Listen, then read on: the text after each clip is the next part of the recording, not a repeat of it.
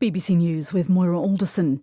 The number of people killed in Iranian attacks on Israel has risen to 24 in total.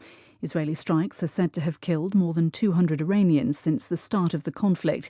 Israel says it's destroyed a third of Iran's surface-to-surface missile launchers and killed a number of high-ranking intelligence officials.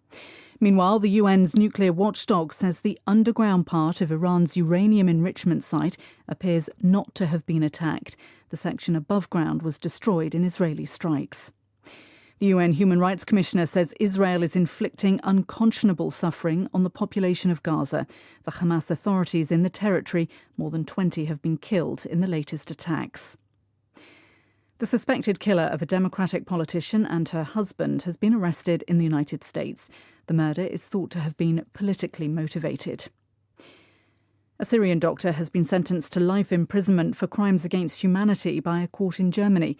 The man was accused of torturing government opponents during the uprising against the Assad regime.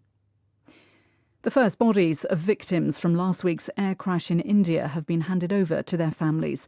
However, only 90 out of almost 300 have so far been identified. China has refused to comment on reports that it has significantly increased its nuclear arsenal. A Swedish think tank says Beijing increased the number of warheads by 100 in 2024. The Mexican authorities have confirmed the election of an indigenous lawyer as the head of the Supreme Court. Hugo Aguilar was chosen in direct elections for all judicial posts, the first of their kind in Mexico.